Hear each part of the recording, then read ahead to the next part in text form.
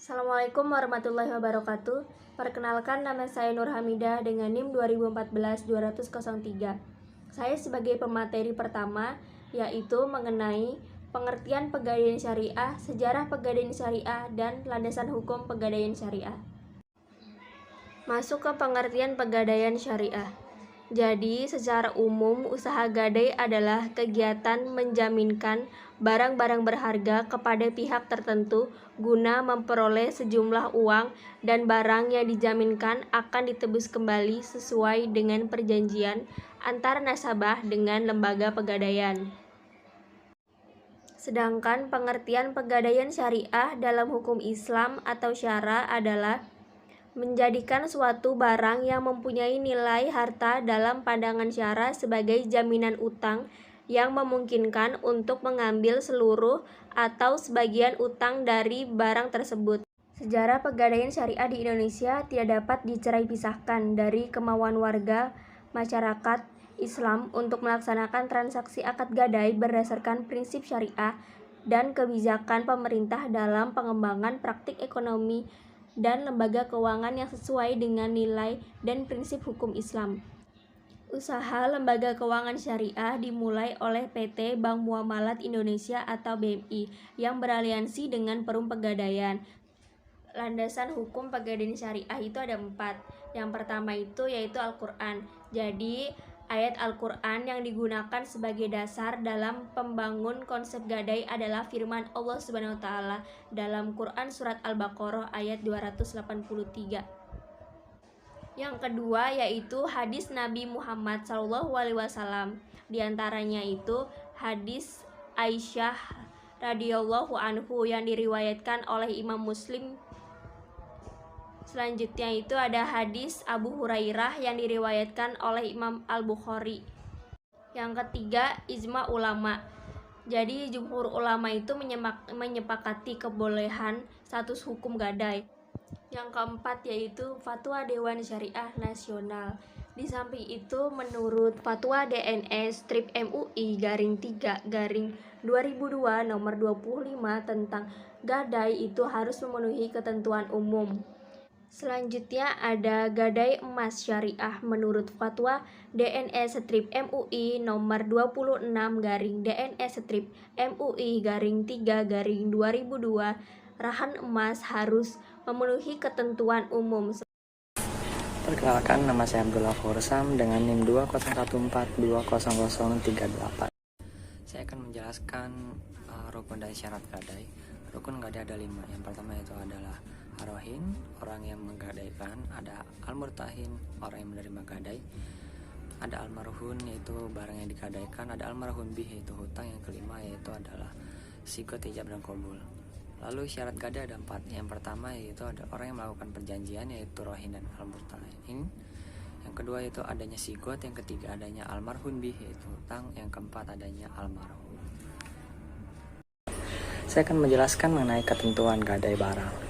Yang pertama, barang yang tidak boleh dijual maka tidak boleh digadaikan. Yang kedua, tidak sah menggadaikan barang hasil rampasan atau pinjaman yang diberikan oleh orang lain sebagai jaminan.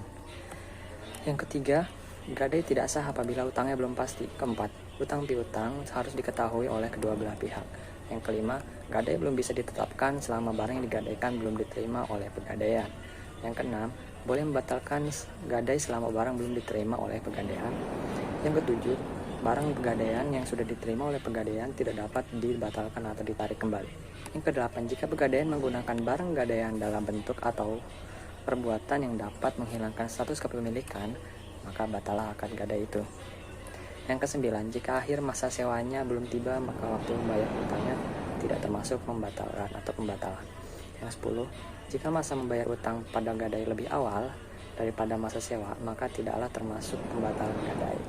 Yang ke-11, pegadaian tidak wajib menanggung kerusakan barang gadai. Yang ke-12, pinjaman tidak boleh dibebaskan akibat musnahnya barang gadaian. Yang ke-13, seandainya pegadaian mengaku bahwa barang gadaian tersebut musnah, maka pengakuan tersebut tidak dibenarkan dengan disertai sumpah. Yang ke-14, harus disertai bukti jika pegadaian sudah mengembalikan barang gadaian. Dan yang terakhir, pegadaian harus mengganti barang gadaian jika lengah atau merusak barang gadaian karena disengaja.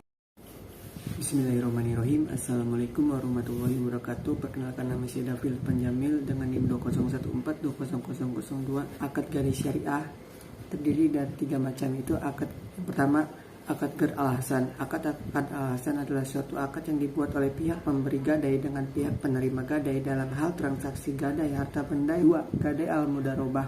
Akad al-mudarobah dilakukan untuk nasabah yang menggadaikan jaminannya untuk menambah modal usaha. 3. Gadai bai al-muqayyadah. Akad bai al-muqayyadah, sementara akad ini dilakukan jika rahim mengingatkan menggadaikan barangnya untuk keperluan produktif. Lanjut, aspek-aspek gadai syariah. Yang pertama, aspek legalitas. Mendirikan lembaga gadai syariah dalam bentuk usaha meminta izin pemerintah.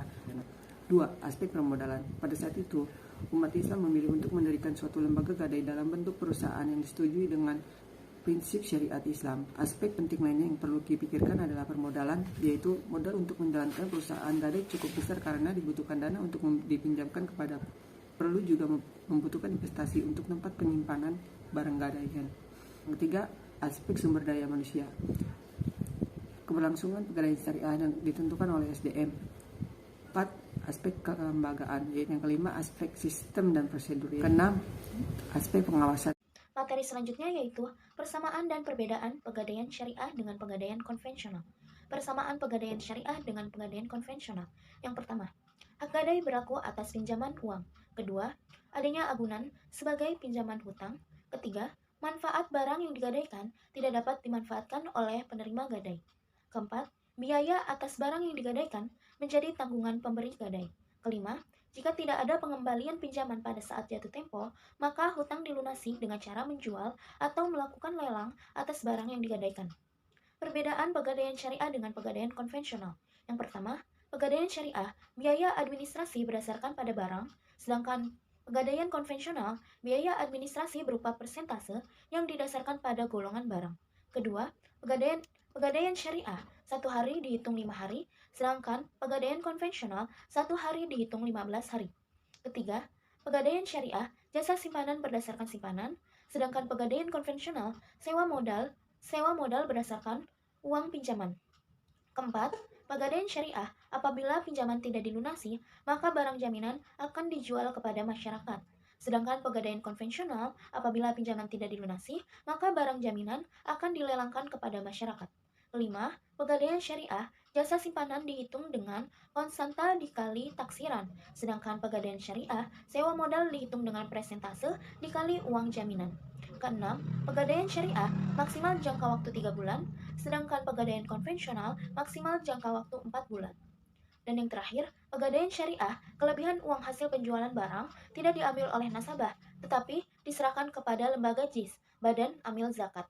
Sedangkan pegadaian konvensional, kelebihan uang hasil lelang tidak diambil oleh nasabah, tetapi menjadi milik pegadaian.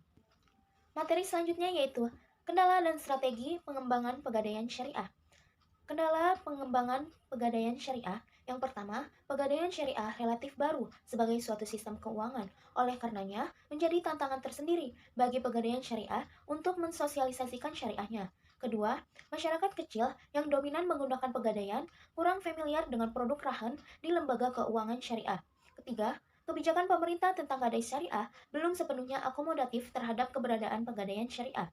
Keempat, pegadaian kurang populer. Image yang selama ini muncul adalah bahwa orang yang berhubungan dengan pegadaian adalah mereka yang meminjam dana dengan jaminan suatu barang, sehingga terkesan miskin atau kurang mampu secara ekonomi. Kelima, kurangnya tenaga profesional yang handal dan mengerti mengenai operasionalisasi pegadaian syariah. Keenam, sulitnya memberikan pemahaman kepada masyarakat mengenai bahaya bunga yang sudah mengakar dan menguntungkan bagi segelintir orang. Ketujuh, kurangnya seperangkat aturan yang mengatur pelaksanaan dan pembinaan pegadaian syariah. Strategi pengembangan pegadaian syariah. Pertama, mengoptimalkan produk yang sudah ada dengan lebih profesional. Kedua, mempertahankan surplus pegadaian syariah dan terus berupaya meningkatkannya. Ketiga, memasarkan produk baru yang menguntungkan. Keempat, meningkatkan modernisasi dan penanganan sarana dan prasarana. Kelima, membuat posisi keuangan yang liquid dan solvable. Keenam, meningkatkan komposisi barang gadai. Ketujuh, ekstensifikasi transaksi yang digunakan harus sesuai dengan penggunaan dana.